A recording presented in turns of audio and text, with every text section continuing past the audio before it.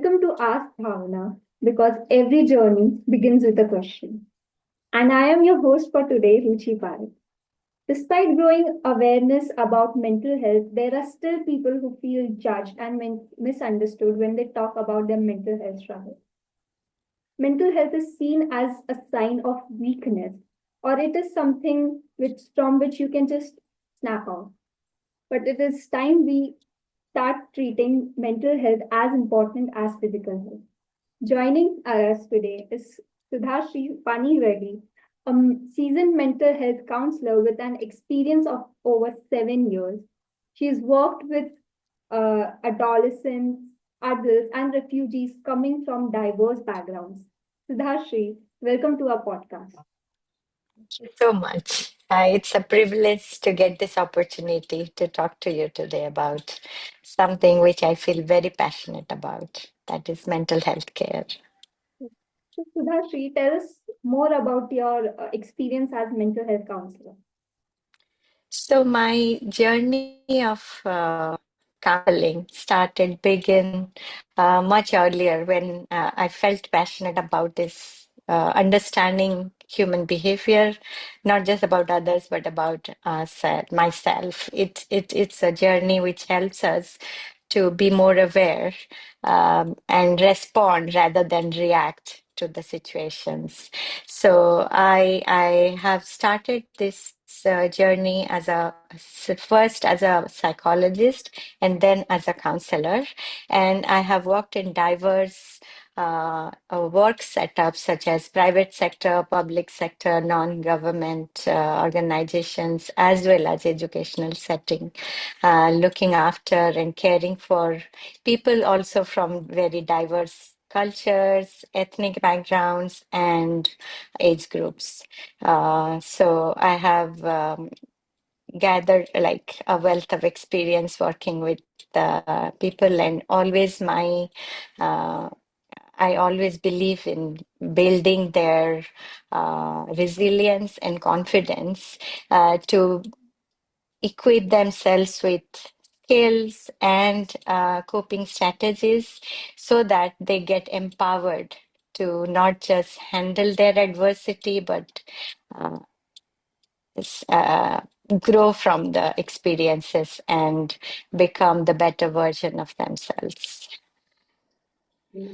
So you've worked with multiple people coming from diverse cultural backgrounds and also with this much of experience in mental health field.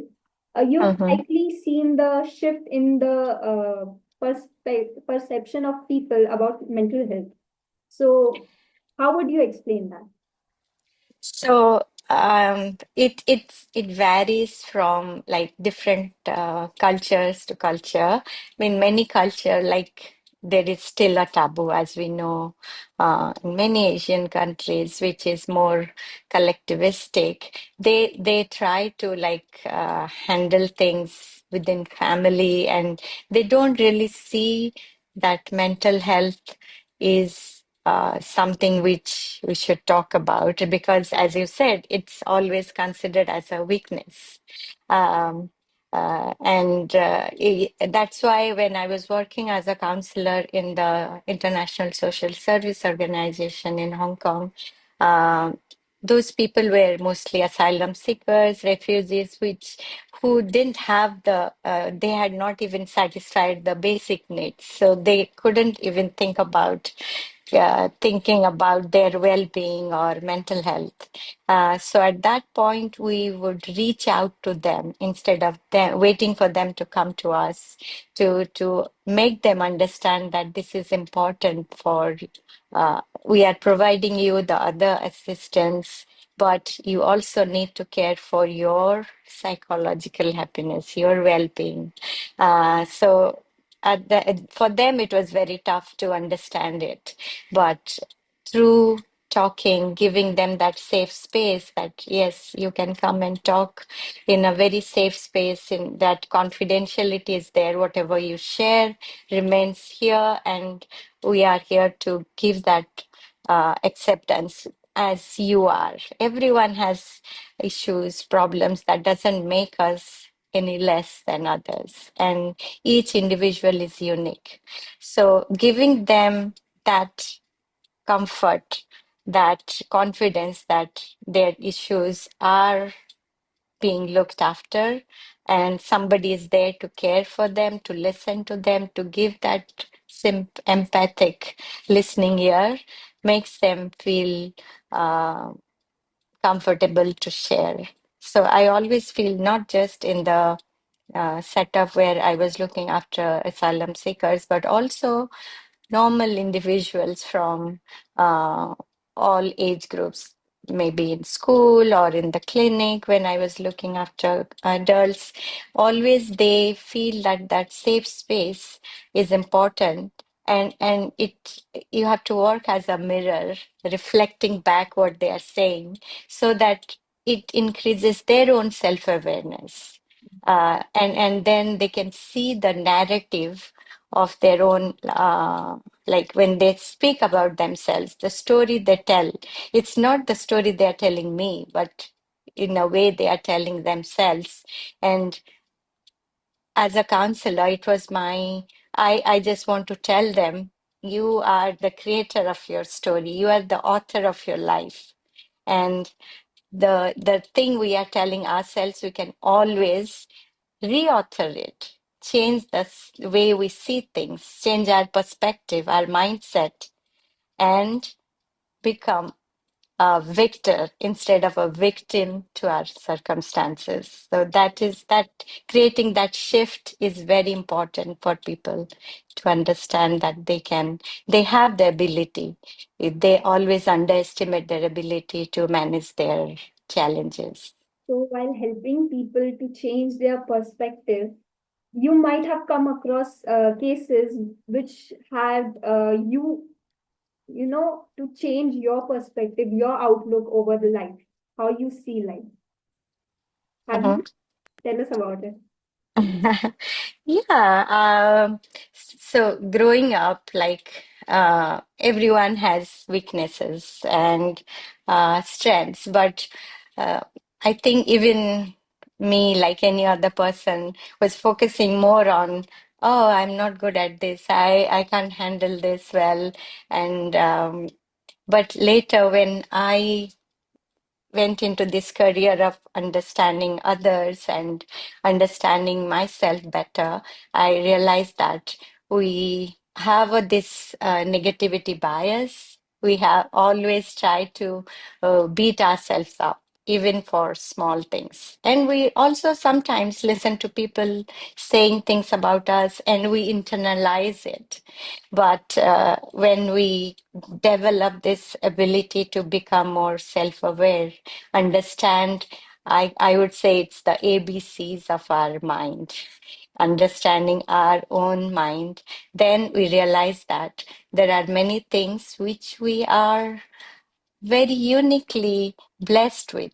We have all these strengths which we don't give importance to. So my perspective changed as being like, just like I said earlier, we always feel that we are a victim of circumstances. There are not things just happen and we can't do anything about it. But I realized that it is we can very much change the way we respond to things rather than being on an autopilot that without realizing that we are feeling in a certain way, why we are feeling so.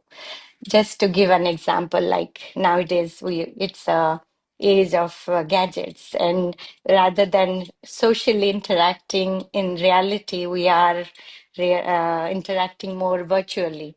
So we get maybe we befriend someone in a meeting or some social gathering, and later share each other's contact, and then we get very excited and write a message to the person. And then we keep waiting. Oh, the person has not yet replied. I wanted to be friends with him and he doesn't reply. And then suddenly we feel upset and we Basically, create lots of our whole assumptions. our whole mood Yeah, depends on that person, on their reply. yes, yes. Yeah. And then we keep looking at it. Oh, there is a blue tick. That means the person has seen it and not replied. And then we have our all assumptions. For example, if I think that, oh, maybe that person doesn't like me, then I will feel anxious, feel sad, upset. Or if I feel that, oh, that's so rude, that person is not even replying, at least you should reply, then I can feel a bit of irritation, anger. So it's about how we are reacting, what emotion, what thoughts are going on in our mind, which creates these responses, these emotions. It has nothing to do with the act of writing to the person, or it has nothing to do with what the person is uh, thinking or feeling, because we can't control that, why that person is not replying.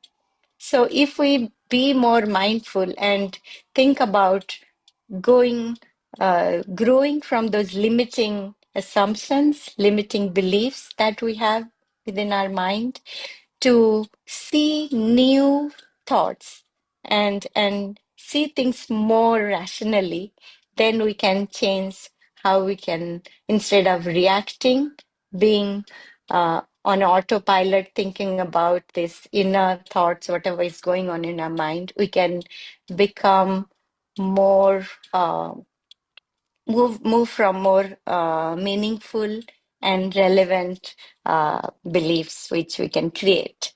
So I feel that it's a journey. Everyone can go through it, and we all can build this resilience within us.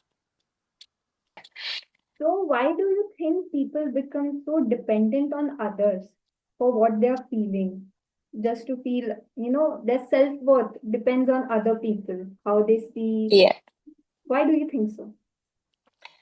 I feel it's like we are social animals. We can't live on our own. Like we have this connection with others.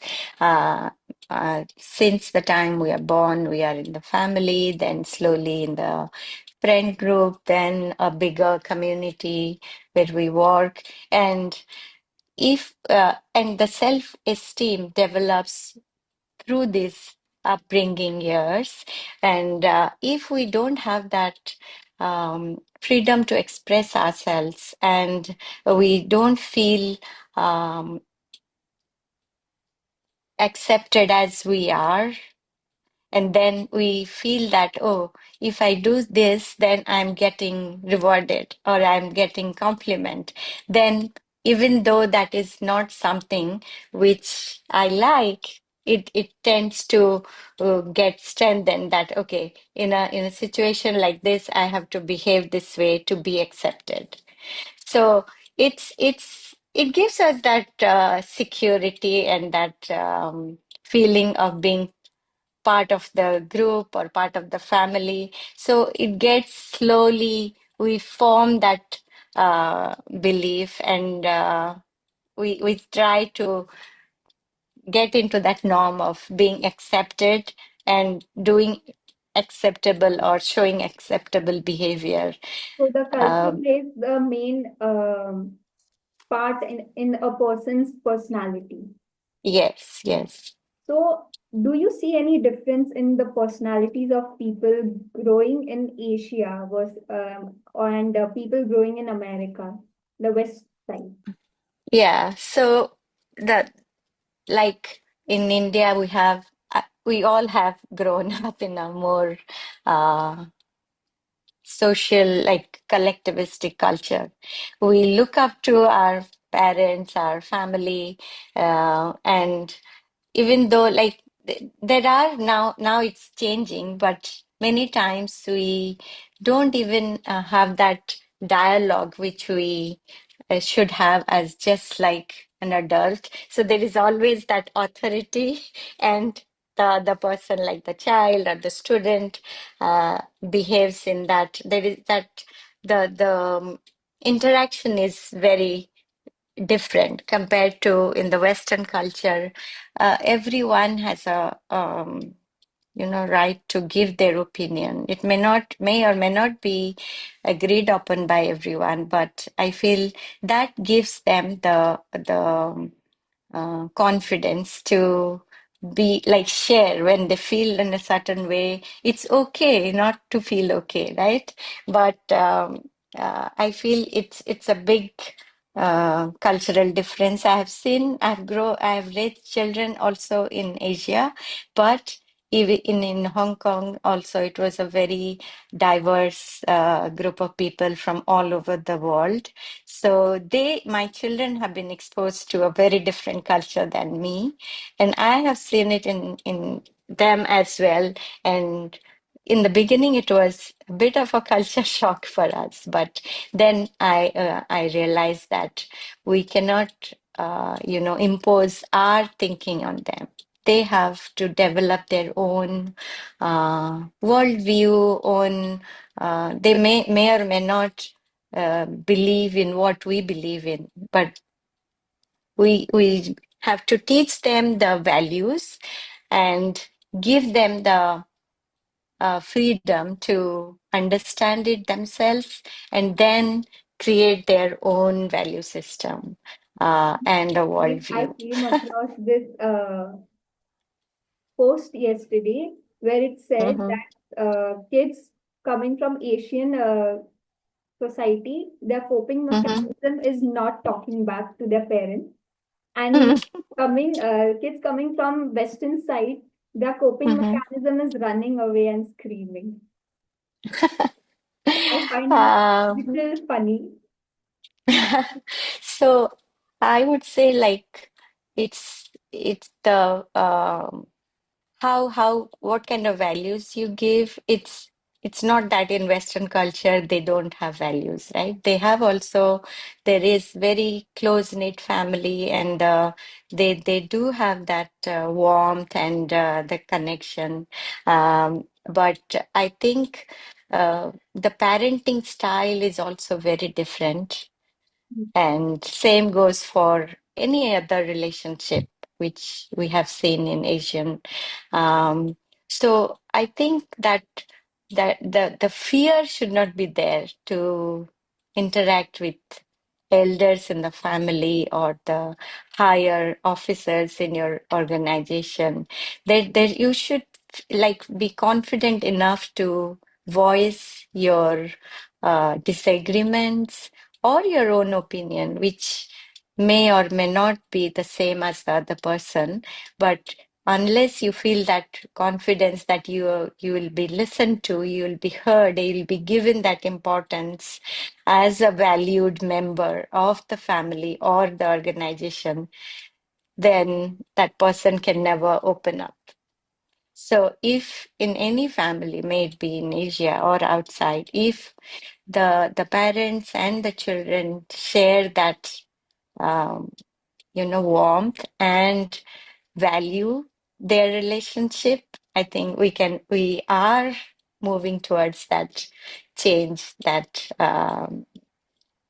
so I've seen one family in when I was working in Hong Kong that teenagers, especially like when they come out of India and they are in a different multicultural setup, then they feel that they are being treated differently at home as they see their friends being treated. So it takes some time to educate the parents that whatever you are doing for your children, it's not wrong. Every parent does what is best for their children, but they have to tweak a little bit in the way they talk to their teens and value their opinion as something relevant as well, because it's their life. They have a right to uh, um, give their own opinion and be a part of the decision making, especially when it involves their future, their career, their life. So, yeah, I think with this such small changes, it can go a long way to move towards that uh, freedom in our families. You yourself Yeah. coming from a different background, working in Mm. with different people coming from different backgrounds, how do you help them during your counseling session? Does your own Yeah. perspective, your thoughts, your judgment, do they come in between? So that's the one of the main criteria to become a counselor, mental health professional, that we have to be non-judgmental in our attitude towards people, and we have to accept the person as they are. That that is very important. That's called providing non-possessive warmth. Like, feel that person accepted and as a pure individual with the unique needs, perception, um, likes, dislikes. It can be very different from me. It doesn't matter. But I have to give that person uh, that sense of worth as a human being. Then only the person will feel that, yes, my worth, self-worth doesn't depend on whether I'm being um, liked or not liked by others, right? That's the main thing which, as a counselor, I think I have to provide to the other person. So I believe that that's very important to make that person accepted as he or she is. So, talking about diversity, do you think Hmm. the culture of the therapist and the Yes. person seeking treatment, Hmm. it should be same? I wouldn't say that, because I myself, coming from like India, I have worked with people from various cultures. So only the counselor or the therapist need to be culturally sensitive, like to understand that the person is coming from a different culture, and to have some idea about not interfering too much into that cultural domain, but also to be sensitive that what is considered, what is accepted in their culture and what's not. So I do, they do have a match, like when we are interacting with people from different culture, sometimes they feel it's more comfortable to talking to people from their, like, which language they speak, because you can interact well with the person if you speak the same language to the same fluency. Um, but that is at the superficial level. But as long as I can understand what the person is saying, even like I have worked with Nepalese, Pakistanis, Indians, Bangladeshis, um, even though like it's similar culture, but they are still different. And I don't speak their language fluently, but speaking somewhat similar language like Hindi also help them, that gave them that familiarity. And once you build that rapport with the person, that is what matters. You make the person feel at ease and give them that safe space to first build that confidentiality, that yes, here is a place where I can feel safe to be myself without being uh, stressed or being judged by the other person. Once I provide the person that much comfort and ease, I think and of course, being more sensitive about the culture the person is coming from, I think it is much easier to work together with that person. I've also seen many Western people in Hong Kong, people coming from Switzerland, Africa, South Africa, Australia, and Americans. So I think it's all different cultures. Also, the human issues are the same. So I think, and if you are a bit like develop that cultural sensitivity, which we are trained to understand, then we can be a multicultural therapist. It Do does. you think Uh, counseling has evolved, like more cultural inclusive therapies have come out, more yes, strategies. yes. I feel that now it is very, very evolved from what it used to be. Like before 2000, I think it was more like a disease model. If you have these symptoms, then you are mentally ill.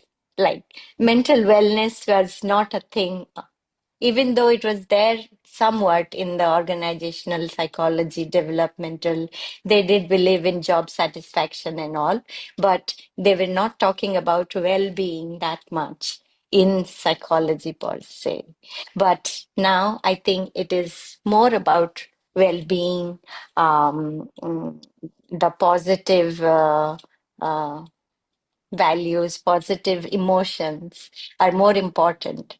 That just by taking away the problem, the person will not be happy. The person, so it's not about just eliminating the symptoms or the problem, but making the person understand and see what's going well for him to build that strength. So I think there is a shift from this model to the well-being positive aspect of maybe even CBT, which is the cognitive behavior therapy. I personally believe in using more positive CBT, Tell us which more is about not CPT. okay, so I really feel passionate about this subject because I am very influenced by the work of Martin Seligman and the others who are uh, giving this importance to well-being, positive emotion. So while looking after a person, you are not just trying to eliminate the symptoms or bringing like it's a different continuum. Negative emotion and positive emotion are in a different continuum. So if the person is having some depression or anxiety, then it's not that eliminating that will make the person suddenly feel positive emotion, but we have to make the person understand and build that strength as well to see that there are things which are going well. What are the positive in the individual, in the situation? Then bringing him from that -5 or -2, not to 0, but to +2 or +5. So that is the additional input you can give if you use the positive CBT, like solution focus, not looking at the problem. Of course, we have to give importance to the symptoms, to the problem arising, but we also have to be more solution focused to see how and to see that the problem is not everything in the life of the person, to see that what is going well, to imagine there is a exception to the problem. So I believe that's important. Sometimes how people they find comfort in being victim. They do Yes. not want to change. How do you deal Yeah. with those people? So victim it's like in our mind itself, what we tell ourselves, like the narrative we have. And I would say that we all have this inner critic inside us. The moment something like a disaster or can be any incident which pushes our buttons, which can be called as adversity, happens, before we realize, the thoughts pop into our mind. It's like a ticker tape, like which goes on, just like we see in the ads, right? Things Yeah. keep moving in the tape. It's before we realize, the number of thoughts come to our mind, and the emotion keeps changing as we are believing in those thoughts, thinking them as facts, not as just our assumptions, or just considering thoughts as thoughts can be a big, you know, breakthrough. But they find it difficult to differentiate between thoughts and the facts. Yes, yes. And they believe in whatever they are thinking, then it's true. But it's just thoughts. So I think what is important is to be more mindful, aware. So it takes just take a step backward when something is happening instead of immediately reacting. Because if you react immediately, you are not thinking through what's happening. So I want to give them that. Just take a step back, breathe, be more aware of what's happening in your mind, in your body, because when we are thinking, we get some sensation inside as well. So So mindfulness, just, yeah. yes, mindfulness is a very important aspect of positive CBT. How can a person practice mindfulness in their daily life? So I would say that it's important to practice it every day to get the benefit. People don't realize that, oh, I tried it, it doesn't work for me. But it will work if you give it a try. Just like we can't get muscular physically if we just go to the gym once. We I have to think practice it every day. And I would say just like going to a physical fitness club is important to build your muscles, we have to also visit the mental gym to practice this mindfulness every day to build that mental muscle, which is called the resilience muscle. So we have to practice. First is to build that self mastery that I am breathing, but I'm not being aware of how I'm breathing. But just being a little bit mindful about my breathing, I can take a slow, deep breath. I can allow myself to pause, and then I can allow myself to breathe out slowly.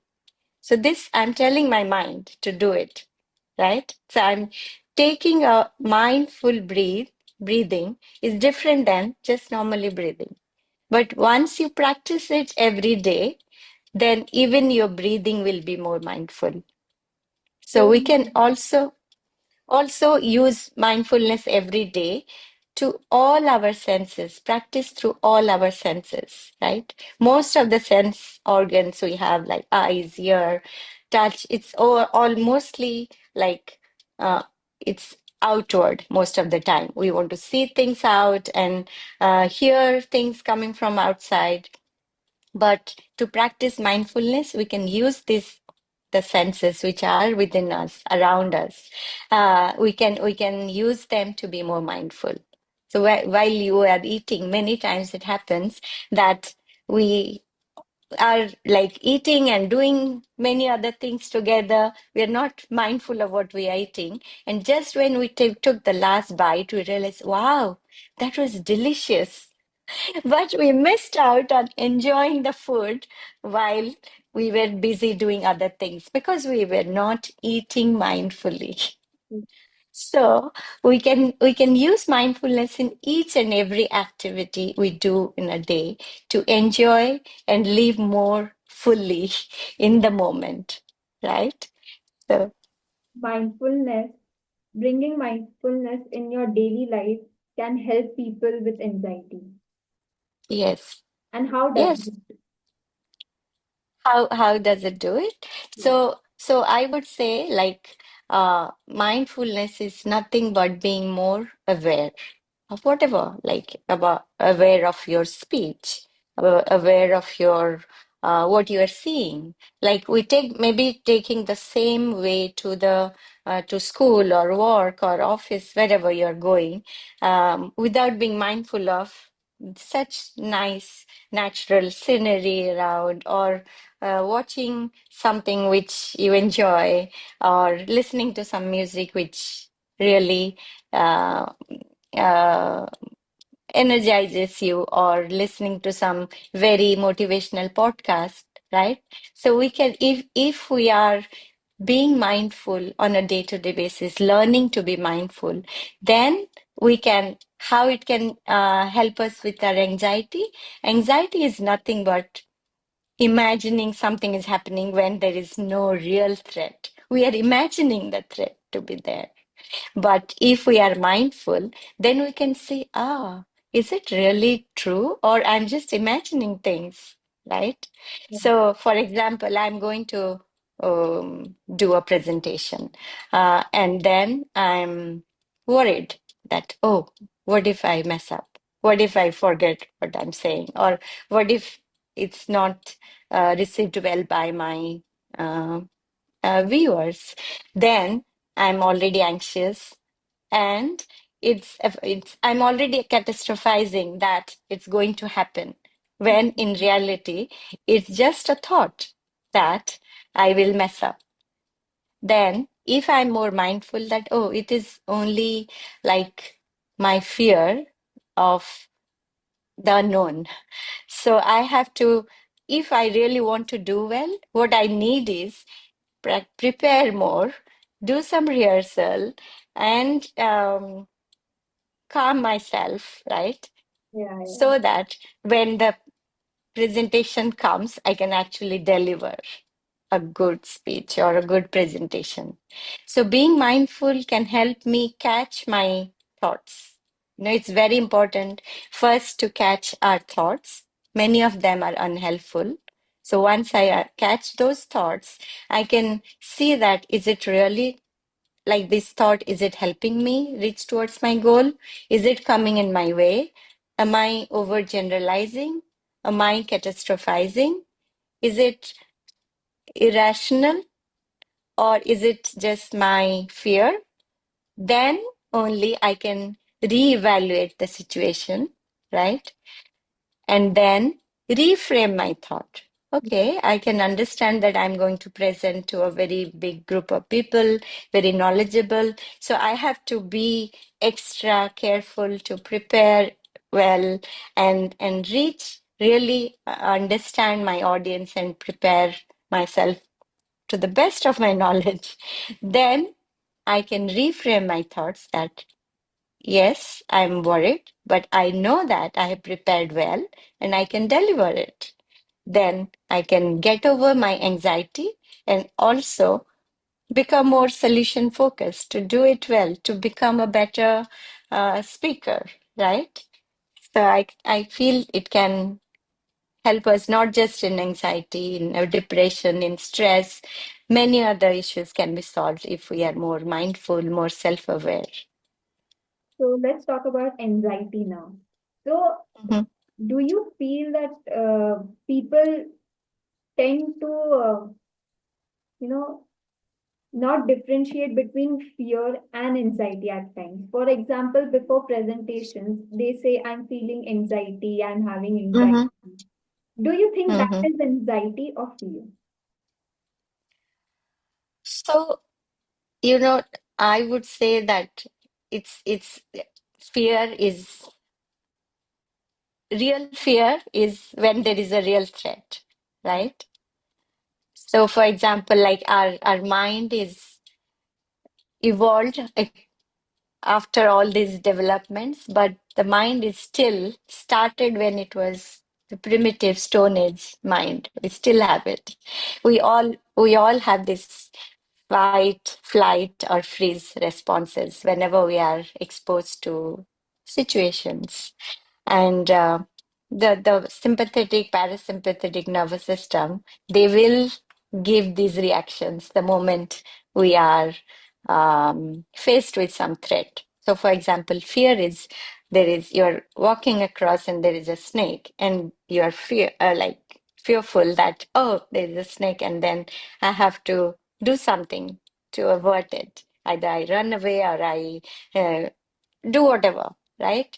But sometimes anxiety is like there is no real threat, but you're imagining it. Sometimes there is little bit dark, and then you are walking and you imagine a rope to be a snake.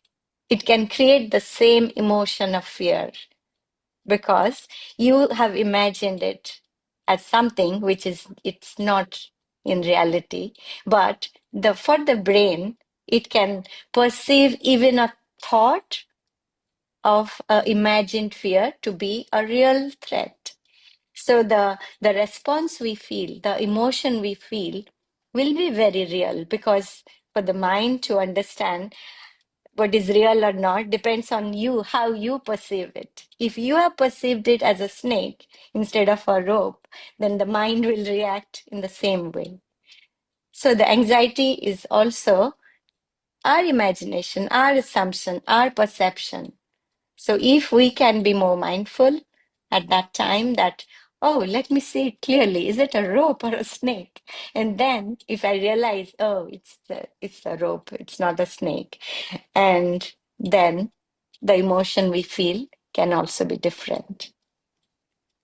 Let's talk about how mental health is being promoted everywhere, but there are Hmm. times people use it to um, run away from their responsibility. Like, I have Hmm. depression, I cannot do this, I cannot do that. What is your Yeah. outlook on that? So, I always believe in another very important strategy or the therapeutic principle is developing in recent days is ACT. It's called acceptance and commitment therapy, What is which which is also a positive CBT. You can say it involves mindfulness and looking at the positive side of individuals. So in that, it is very important for the person first to accept, then he can proceed towards change. So many times when we give this, you know, um, what do I say? Say that we have this anxiety or we have this fear or depression, and we are self-sabotaging ourselves. We are underestimating our ability to change.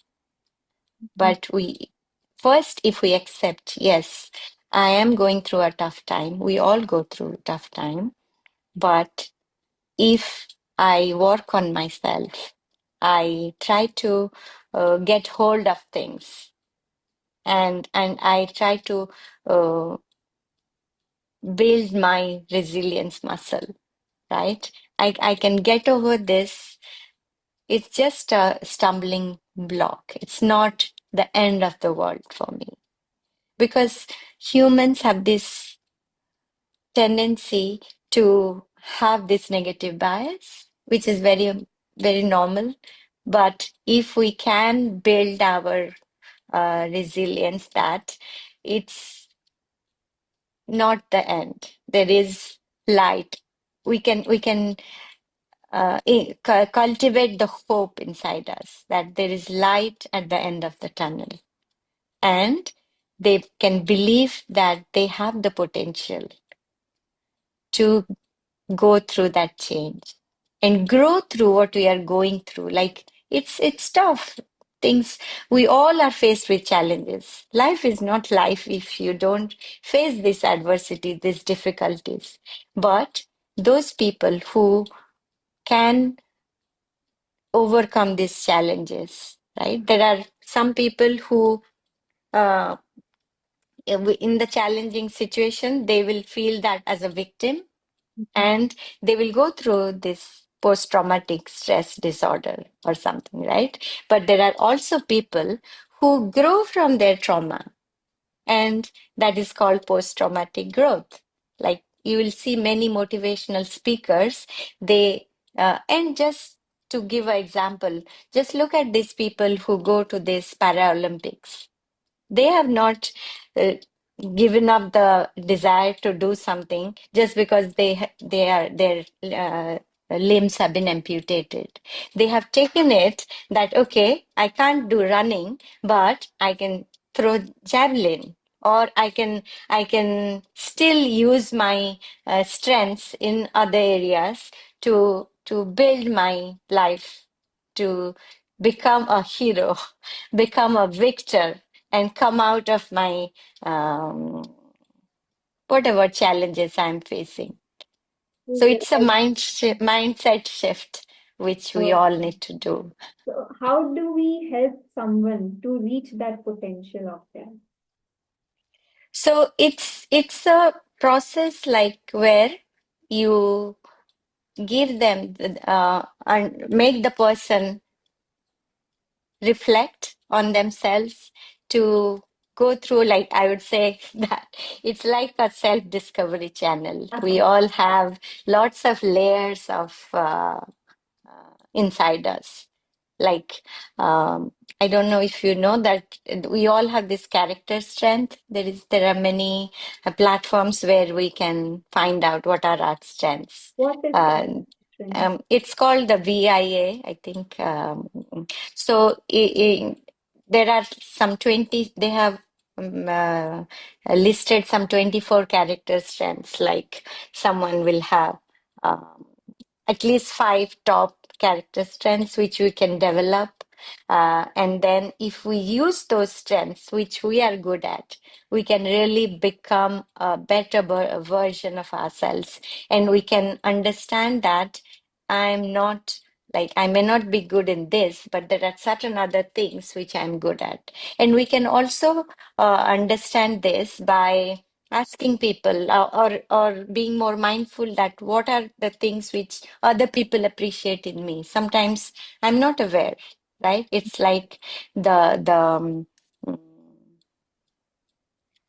I'm forgetting that word. Like, there are certain things which are unknown to me but known to others.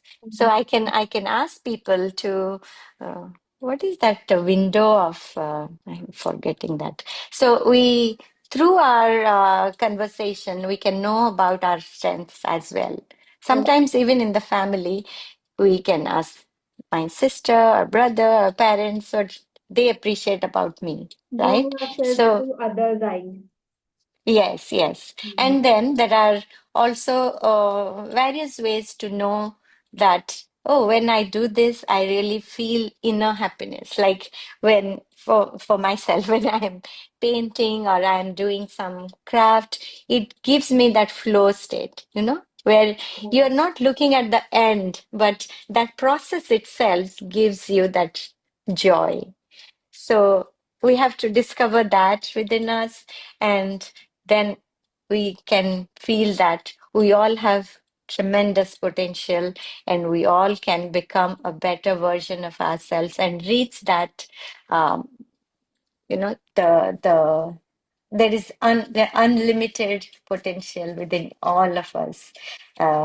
Nowadays, people are realizing that neuroplasticity, right? You can create new neural connections. Like, don't have to be a victim of your habits. You can change those habits, create new habits, new connections, keep forming each and every day to to reach that potential. We all can try to do it. Talking about habits, you know how people say that after reaching a certain age, like 40s, 50s, it's very difficult Mhm, for a person to change mentally, mhm, physically, even their habits.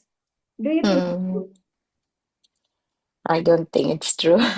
I have learned more things in my 30s and 40s, even now in my 50s, much more than what I thought I can ever do. So it's as I said, it's a mindset. You have to embrace change at every stage of life. Like, we have to let go of those limiting beliefs we have, right? Each day, if you are just walking across to the workplace, you're taking the same route. There is always a new route available to explore, right? So in the ACT I was talking about, they use a lot of metaphors like this. So in the bus of life, you are the driver, right? So it says that it's a metaphor of our mind, Mhm. which is the driver, right? And then the thoughts are the passengers coming to the bus. So you um, cannot stop people, which people will come inside the bus, right? The driver cannot control. Whoever pays that, like they buys the ticket, can come in. And sometimes those people can try to influence the driver. Oh, don't take this way. Maybe that's not easy. Take this other way, which is easy. So you have the power to either listen to them and take the easy way, or decide by yourself what is the right way to go, or what is maybe it choose a new way, right? So the mind, our mind is can be our best friend if we are in control, or it can be our worst enemy if it's the mind which is controlling you. So I believe in this. So you worked as a school counselor too, right? Yes. So what Hmm. is the most common problem the students come up with to you? So I feel like I have looked after students mainly in the middle school and high school, which is actually the most important stage of uh, anyone's life, like from 12 to 18 years, which is the formative stage where they are, lots of things are changing. Their self-concept, their identity is forming. They are going through a lot of, push and pull. Like they want to be away from their parents, build that independence. Um, and also to form their own peer group, like how they can relate to them, how they can. So there is peer pressure, there is family pressure, there is their own achievement uh, motivation, and of course, the stress of all this. There is the stress of becoming best in everything, whatever they see in others, and the self-esteem, of course. If they feel that they are not as good as the other person, then they feel lower self-esteem that leads to maybe anxiety, whether they are able to relate to the other person well, or they feel that they are being um, mocked at, or others don't like them. So there will be lots of anxiety, depression. Even many times I've seen there is this uh, problem of this identity, or who I am. And they go through that struggle as well as they pass through this very, very roller coaster ride of their life, which is 13 years. There's a lot of issues they face, but there are also they do come out. They do understand that it's important for them to manage these things, manage the stress, manage the peer pressure, manage the relationship, manage their own understanding of these things, their own anxiety. So it was very fulfilling working with the teenagers. You have to approach them differently. Don't behave like you are an expert and they are just uh, Basically, kids. like their best friend. Yes, yes. You have to let them know that their views, they are individual. They have their own likes, dislikes, views, opinion, their own worldview. We have to respect that, give them that space to understand themselves better, and then as they understand their own thoughts, own mind, own way of responding, whether it is helpful or not helping them. If not, what kind of coping they are using, and is it helping them? If not, then it's not healthy coping. So how can they build that skill to develop more healthy ways to cope to their situation? So So you see the parents, they try to protect their kids, but mhm, don't do this, don't do that. But the kid is, yes, I want to do it. I want to do, yeah, I want to learn from my mistakes and then yes, realize it. But yeah, that creates a conflict because there is a, miscommunication between the parent and the child. So what advice yeah. do you give to the parents? Yeah. So yeah, it's a constant struggle. And as counselors in schools, I think we have to have a balance between talking to the parents, helping them understand their teens, as well as talking to the teens. And from their perspective, understand how. what kind of like family pressure and expectations they have to manage from both sides. And so there nowadays there is a very big shift already. I think I'm sure it's also happening in India. Like um, even when there are parent-teacher conferences, I think I've seen for my own kids, uh, they always like let the child talk more, see where they are at right now and what they want to do, Mhm. how they want to improve, where it's going well, where they're not doing that well. So the teacher gives them this freedom to see things for themselves. So So where it we comes are. from both the sides. Yes, yes. And Mhm. then the teacher is allowing the student to understand that, okay, there are certain things which is doing very well, and he can still keep doing that in the same level or even try to do higher. But there are other things which are he's struggling with, but which needs a little more attention. But it's never to say that, oh, you're not good at this, you're good at this, right? It's like it's things in progress. They're still developing. It's nothing that many students come to me also. They say, oh, I'm not good at maths. I'm so stressed. I can't do well. So I would always tell them that it's nothing like you are not good at. It's not something yes or no. We all can develop it. Yeah. Only we have to understand what's not going well. Maybe my study methods are not right. Maybe I can change a little bit how I'm studying. I want to understand which is my best time of the day, which works well for me. How I can manage my time better. How I can seek help from people. Mhm. Maybe get other resources or take a break in between rather than just trying to stress myself. And when I'm not getting what I want, I'm reading, but I'm not understanding. That means I need a timeout just to calm myself, not thinking when I'm doing my study. So it's those small things which if the parents also can understand and give that space to the children at that stage when they are actually developing their own independence.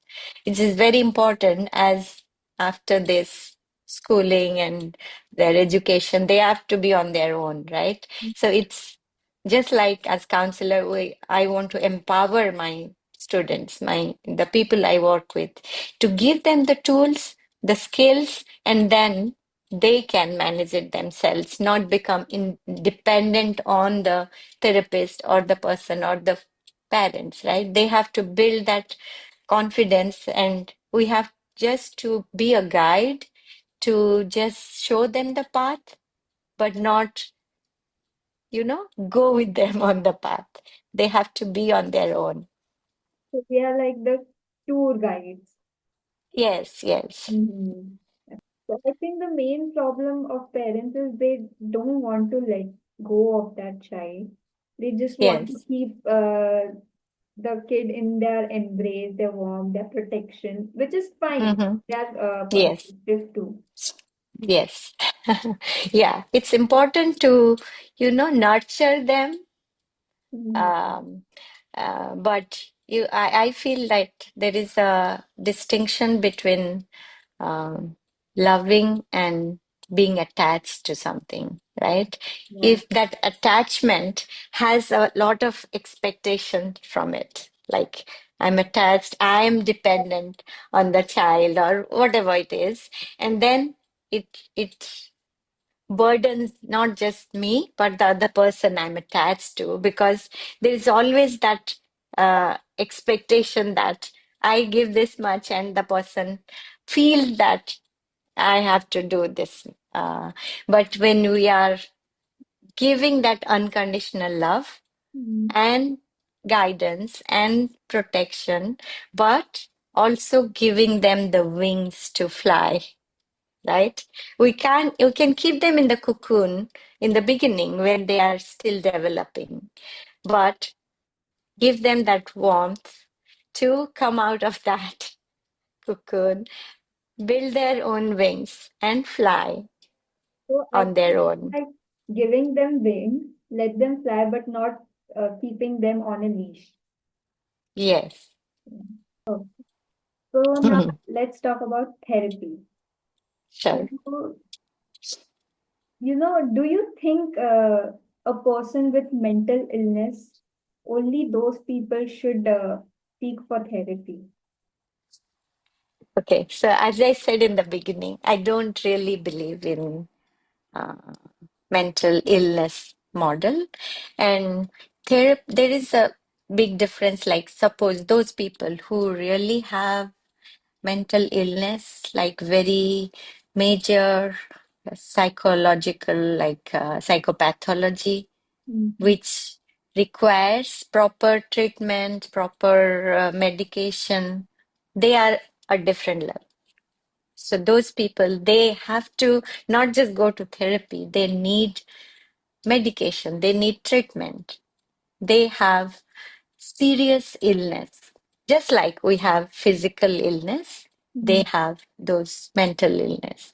But in a normal setup, right, we all have both sides. We have physical health, we have mental health. So mental health is not, you know, mental illness. Mental health is our well-being, the way we function, which is very, very important. To have a good physical health doesn't mean you have good mental health, right? Yeah. But if your mental health is suffering, then it will lead to various physical ailments as well. So there has to this awareness is very important for people to understand that mental health matters, and we all need to care for our own well-being. We have to enjoy life, live life fuller, fulfilling life, understand our potential, and if we are aware of this, be more conscious of building this, developing our mental health, we all can live fuller, happier lives. So I believe that this is the crux. We have to spread this awareness among people that do care for yourself. Self-care is not being selfish. You need to care for yourself, even if you want to care for others. First, you need to care for yourself. You be that friend to yourself. If you want others to treat you as a friend, then you do that to yourself first. Be compassionate towards yourself. Be caring towards yourself.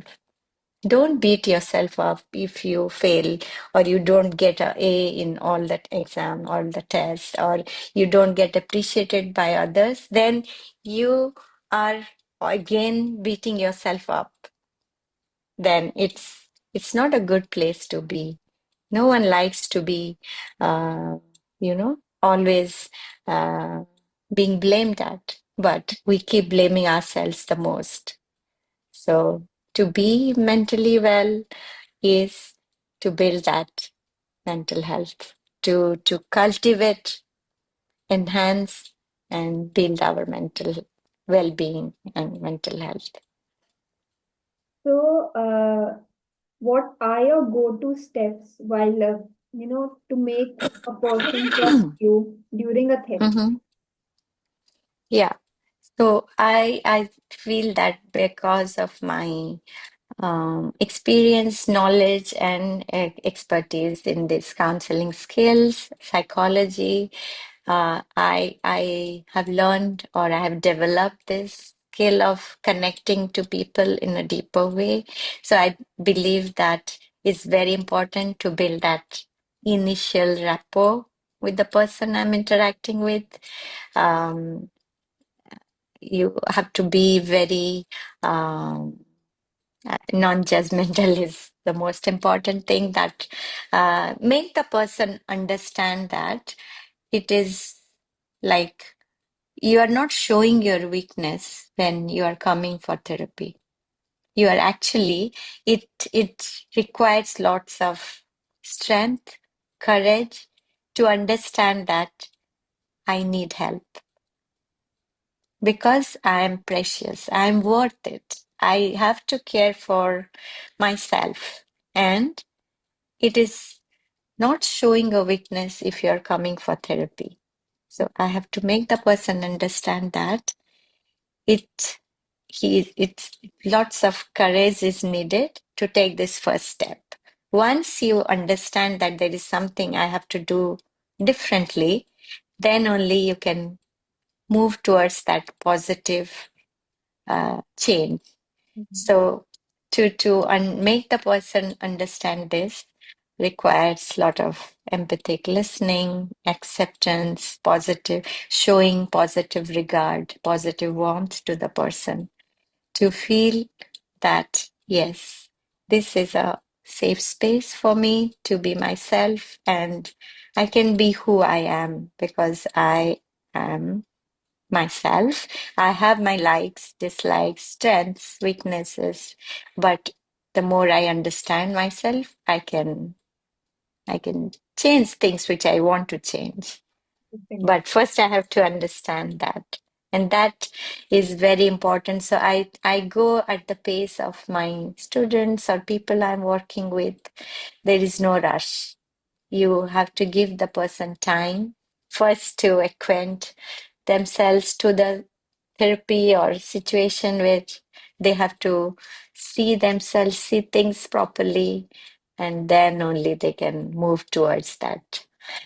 So change is the next stage. The first stage is being accepted as who they are. That I'll come with the wrap-up question. What is Okay. one myth about mental health you would like to break right now? And how do you think our world would change without that myth? Uh, yeah, I would say that myth about mental health is if we take out the like problem, then we will be happy. But I would say that being happy, being satisfied, being living a good life, understanding your potential is enhancing your mental health. It's not things which are not going well, the challenges, the problems. The problem is outside of us. It's not inside. The moment we can externalize our problem and see the problem as a problem, not me as a problem.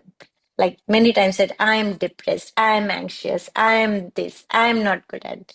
But that is not what makes us human, right? We have many, um, it's just something which is outside of us.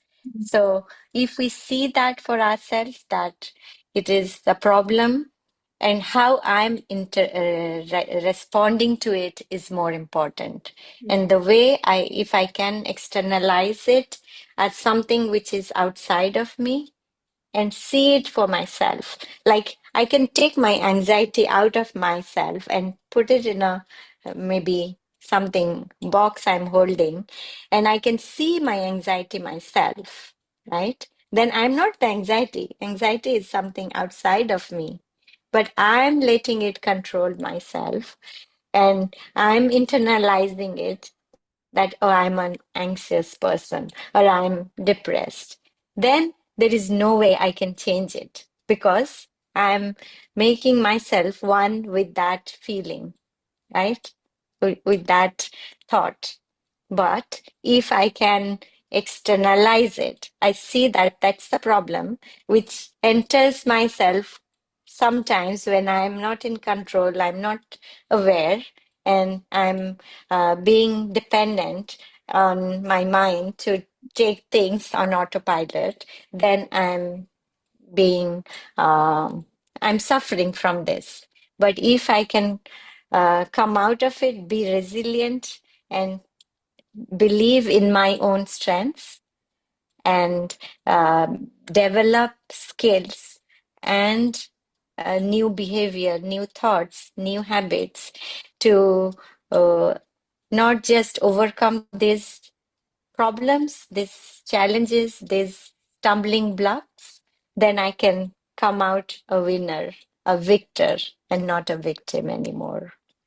That was beautiful. Thank you so much for your time. And I had a beautiful experience with you. I learned a lot from you. Me being a Thank you so psychology much. student, it was like an honor to have you. Thank you so much Thank for you. your time. Thank you so much. It was a pleasure. Thank you so much. Thank you. Thank you so much, everyone, for tuning into today's episode. We hope you enjoyed it as much as we love creating it. If you found value in this conversation, don't forget to give it a thumbs up, share it with your friends, subscribe to our channel for more amazing content, and hit the notification bell to stay updated to all our latest episodes. We love hearing your thoughts, so drop down a comment below and let us know what you think or what you expect. Stay tuned, stay curious. Thank you so much.